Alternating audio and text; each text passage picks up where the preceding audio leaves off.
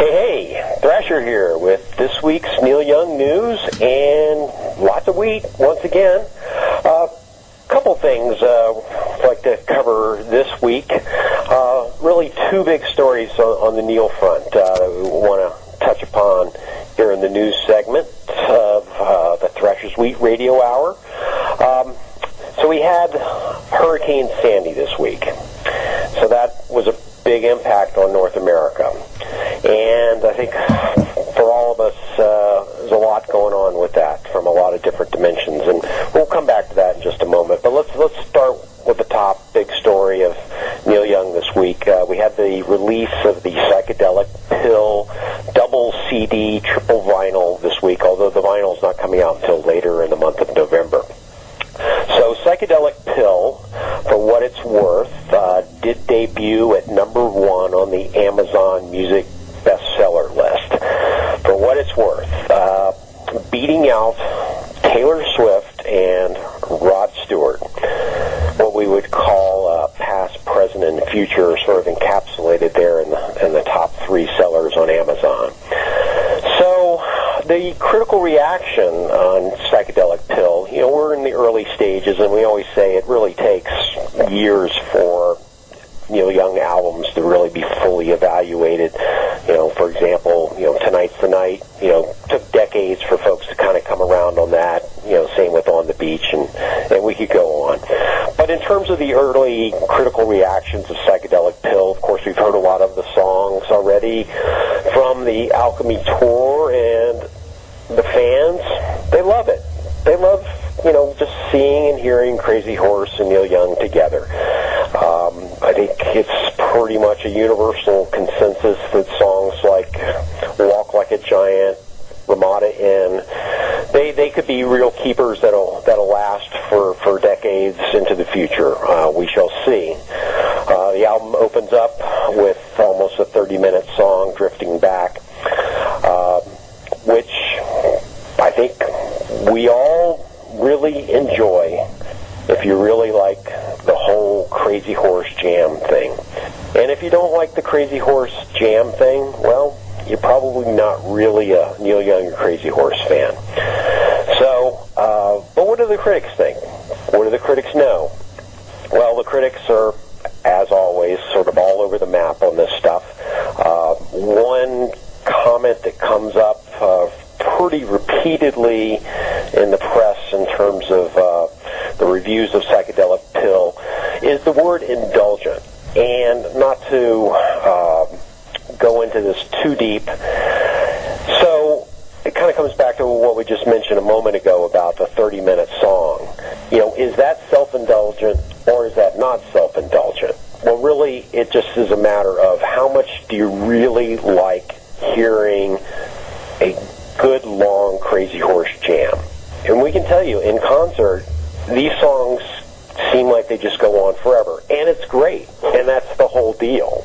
And if you want a 3-minute song, or if it's too long, well, again, maybe this isn't your cup of tea. So it all just sort of depends. But I think on the whole, though, this album is solid and will stand the test of time, and really is a great album. And I really like one of the review comments. I can't recall exactly who said this. Maybe it was Greg Cott at the Chicago Tribune, but somebody said this is the best non-essential Neil album ever. So I thought that was kind of funny. Anyway, so that's Psychedelic Pill. So hopefully you're spinning that right now and enjoying it. So that's that story. As I mentioned at the top, the other big story that kind of happened this week, Hurricane Sandy, definitely blew a lot of people away, literally, figuratively, and, a tragic event. Another extreme weather event impacting so many. So that song Hurricane of Neil Young's from 76, American Stars and Bars, really became like the song of the day, song of the week. It was popping up on a lot of places, a lot of playlists, some radio, Pandora, Spotify, turntables, whatever. That song was getting a lot of airplay. we had some videos of the songs posted on our website. We were getting a lot of comments on it.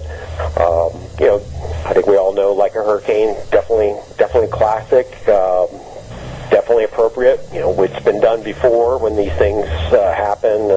Katrina, same kind of deal. Not to have a soundtrack to a tragedy, but there you go. The only other thing I guess we would say on this is that, and we've had this conversation with some of our friends, after Katrina, was this really a wake-up call? Would folks really be able to link together extreme weather and climate change? Was Katrina really going to be the event that woke people up and really made them aware of what is happening?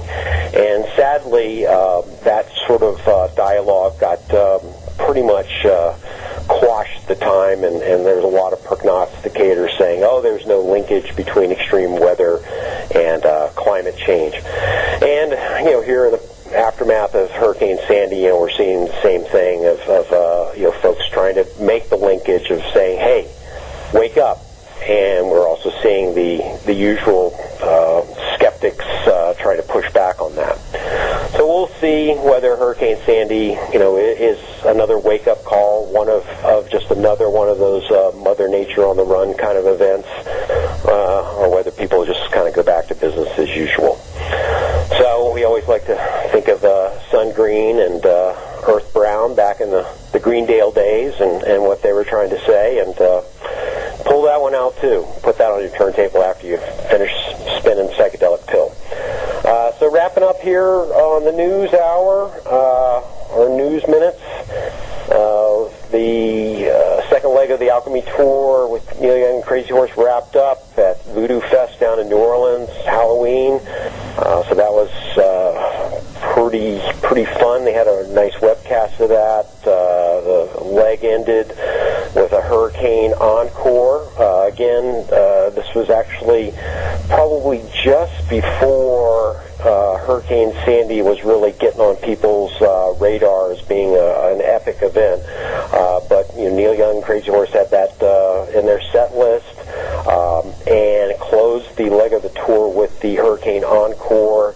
Completely shredded Old Black, no strings left on the guitar, left it on the stage, and Neil walked off and sort of kicked Old Black a couple times with his toe just to see whether there was any life left in it. A few little squalls of feedback emanated from Old Black, and we think that she'll be back for leg 3, which resumes in Seattle November 10th, I believe. Okay, so that's it. Kind of wrapping up here. We got the links, we got the photos, we got the reviews, we got the news, we got nothing but wheat, all that chaff, definitely left behind. So check that out, thresherswheat.org. If you missed this, we got the podcast linked on the website over there on the right sidebar. Check it out. In the meantime, we'll throw it back in the studio with Tony and Eric, who will keep you rocking in the free world.